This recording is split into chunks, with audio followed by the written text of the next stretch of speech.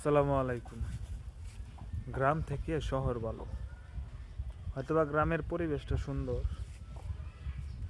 কিন্তু গ্রামের মানুষগুলো এতটাও ভালো না।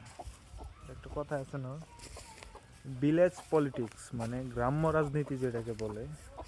শহরের মানুষ কিন্তু একজন আরেকজনের দিকে জ্বলে না, একজন আরেকজনের দিকে হিংসা করে না, বরঞ্চ সাপোর্ট না করলেও যে যার মতো যা করুক সমস্যা নাই। কিন্তু গ্রামে আপনি কিছু করতেছেন, আপনার আশেপাশের লোকের সেটা সহ্য হবে না, আশেপাশের লোক সেটা মেনে নিতে পারবে না।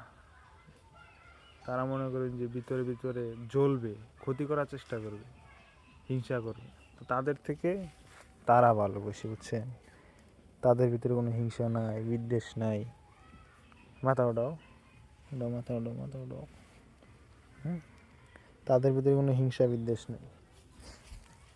গ্রামের মানুষ যতটা সহজ সরল, ঠিক ততটাই ভয়ঙ্কর এবং খারাপ বলতে পারো।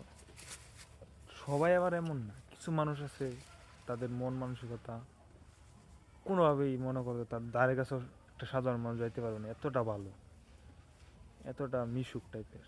আর কিছু মানুষ আছে দেখে বিশ্বাস করতে পারেন যে এই মানুষের ভিতরে এত খারাপ, এত হিংসাত্মক মন নিয়ে সে সমাজের ভিতরে চলাফেরা করে।